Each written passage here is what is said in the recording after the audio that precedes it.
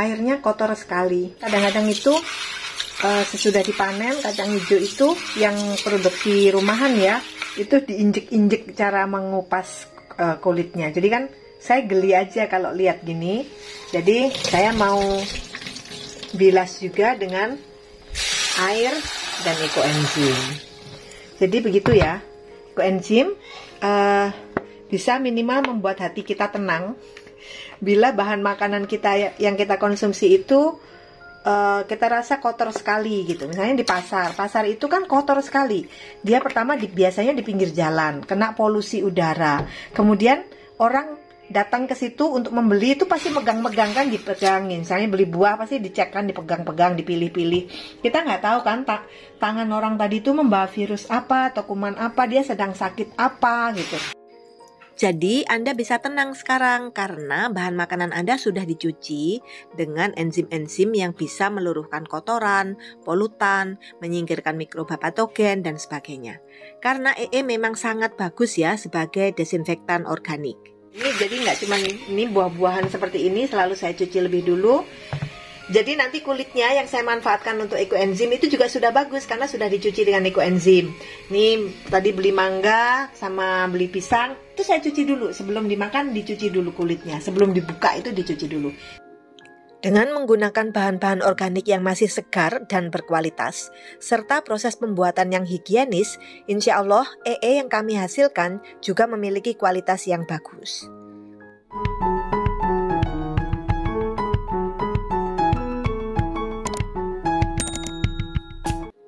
Jadi sekarang mari kita ikuti tutorial pembuatan ekoenzim dengan cara mencicil bahan organiknya. Cara ini penting diketahui bila kita ingin membuat ekoenzim tapi belum memiliki bahan organik yang lengkap. Pertama, siapkan wadahnya lebih dulu. Lalu download aplikasi ekoenzim di Play Store dan install di HP Anda.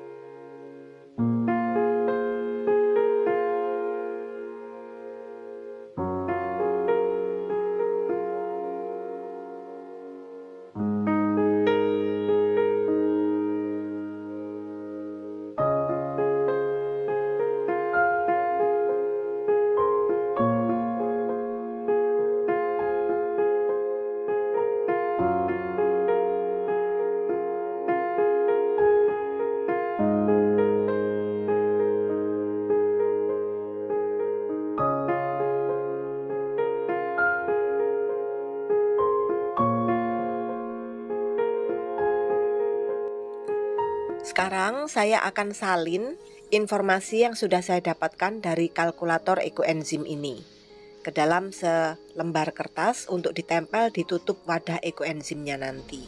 Tanggal mulai dibuat, jumlah air, volume air 5,5 liter.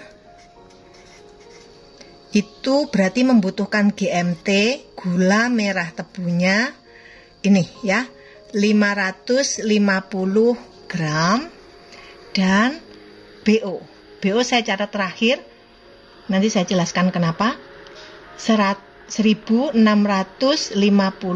gram. Oke, ini adalah rumus kita untuk ekoenzim dengan wadah 10 liter, wadah toples kerupuk kita. Sekarang kita akan tempel di tutupnya seperti ini. Nah, ini kan niatnya BO-nya dicicil ya.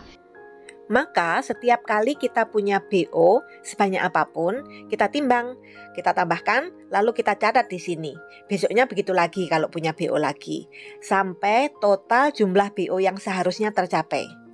Begitu prinsip cara mencicil BO pada fermentasi EE.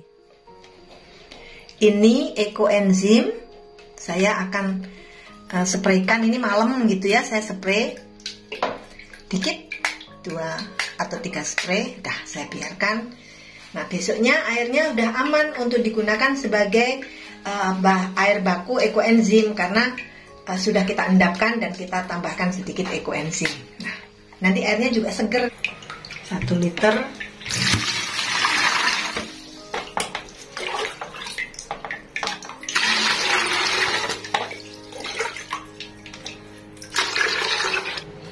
Ini sudah diisi air ya, 5,5.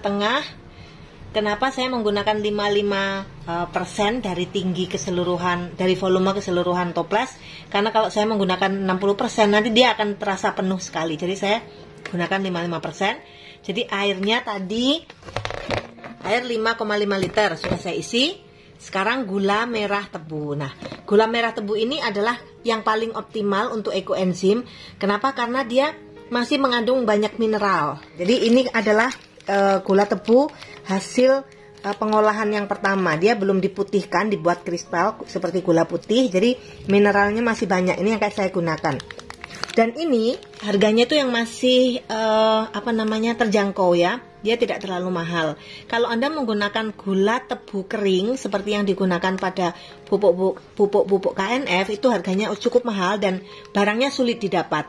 Jadi Anda gunakan saja gula merah tebu, atau kalau tidak ada gula merah tebu seperti ini, Anda bisa menggunakan gula kelapa seperti biasa. Gula kelapa ya di pasar, atau gula aren. Pokoknya gula yang warnanya masih coklat, yang menunjukkan bahwa mineralnya masih ada. Ini kita butuhkan 550 gram ya, jadi kita timbang 550 gram. Anda harus punya timbangan sih kayaknya paling ideal ya. Timbangan rumah tangga biasa gitu. Alasin ini, saya bikin 0, ambil 550.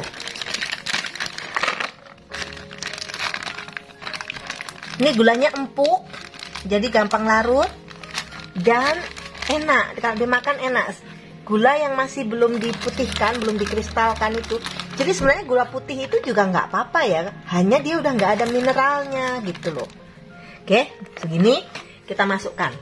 Jadi untuk membuat ekoenzim dengan cara mencicil, untuk air dan gulanya tidak boleh dicicil. Dia harus full, langsung masuk semua bahannya seperti ini. Nih, nanti diaduk ya, pakai tangan bersih atau pakai pengaduk. Seperti ini.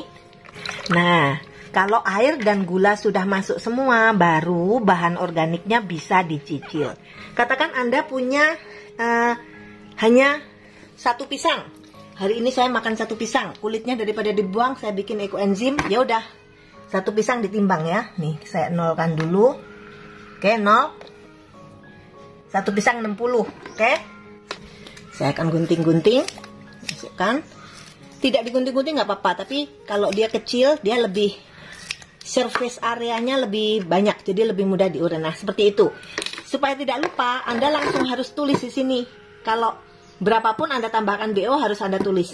Nanti tinggal di total apakah jumlahnya sudah tercapai sebanyak 1650 ini. Oke. Tadi kulit pisang 60 kan? 60 gram seperti ini.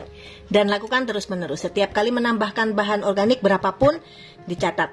Nah, periode mencicil ini hanya sampai 2 minggu. Sesudah 2 minggu harus sudah penuh semuanya, targetnya tercapai. Lalu diaduk rata, kemudian ditutup rapat. Sudah, habis itu tidak boleh diubek-ubek lagi. Ini bagus untuk rumah tangga yang tidak banyak menghasilkan limbah sayur dan buah, karena Anda bisa mencicil gitu. Tidak harus setiap hari itu makan sayur-sayuran dan buah-buahan sangat banyak melebihi kemampuan gitu. Dikit-dikit ditambahkan. Anda juga bisa menyimpan sisa-sisa limbah seperti ini di kulkas, tapi jangan terlalu lama. Kalau bisa, paling bagus itu segar, langsung masuk ke dalam cairan ini, cairan air gulanya, itu paling bagus. Tapi bila misalnya hari itu saya nggak sempat proses, habis makan pisang saya taruh dulu di kulkas, boleh. Jangan lebih dari 24 jam kalau bisa, karena sesudah 24 jam dia nanti akan coklat semua ya, akan teroksidasi, vitaminnya akan terbang. Nah ini sisa sayuran, ini sisa jeruk nipis. Semua sudah dicuci ya. Ini sisa kulit mangga, barusan saya kupas. Ini sisa nanas. Sekarang saya akan timbang dan saya akan masukkan. Kalau belum cukup, saya akan tutup dulu. Saya tunggu besok sampai saya dapat BO lagi, saya tambahkan. Jadi intinya gitu, ditambahkan terus sampai jumlahnya 1650 gram terpenuhi.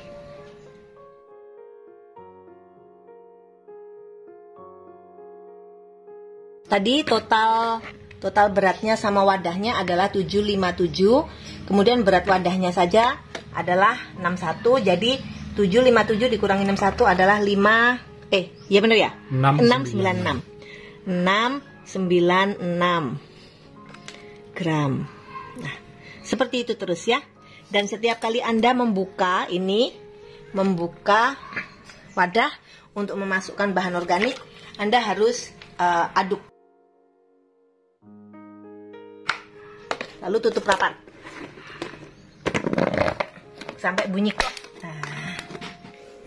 Oke, kita nemu lagi sisa-sisa buah, terus sayur apa aja bisa digunakan ya, tomat, semua sayur-sayuran.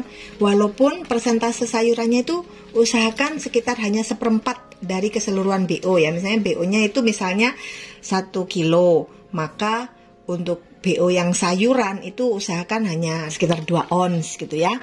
Ini saya gunakan bekas sawi, kemudian ada sisa wortel, ada sisa seledri, kulit timun gitu ya.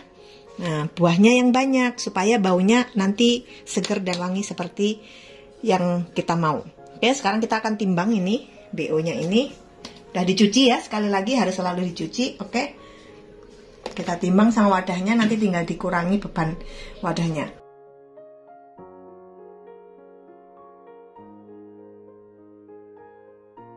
Semakin beragam BO-nya, bahan organiknya, semakin bagus EE kita karena enzimnya makin beragam. Tetapi misalnya Anda tidak punya banyak BO, misalnya hanya cuma punya 2 atau 3 macam, tetap bikin, jangan berkecil hati.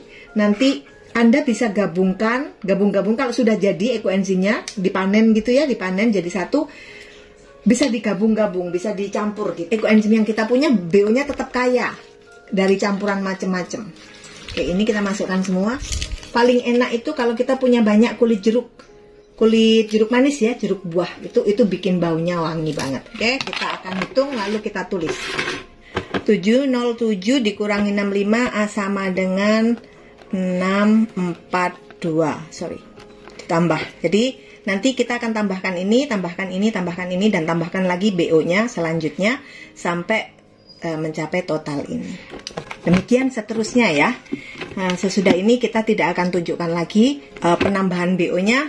Nanti kita akan langsung lihat kalau sudah penuh BO-nya kita apain. Tapi ingat, jangan lupa setiap kali memasukkan BO, jangan lupa selalu diaduk. Nih.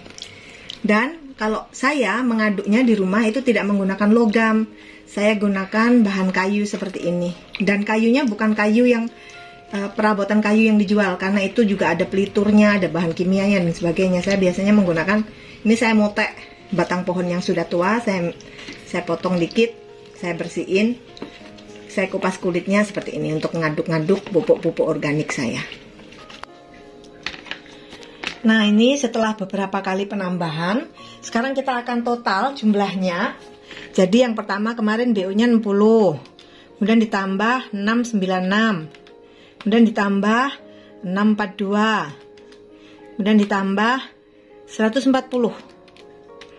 1538 harusnya kan 1650 ya, jadi 1650, jadi kurangnya 112 gram ya. Sekarang kita akan penuhi 112 gram.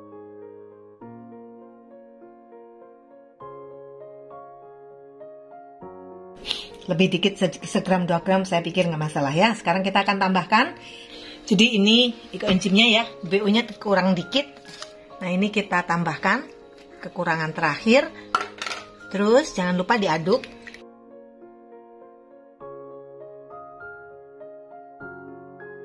Jadi barusan ditambah 112 ya.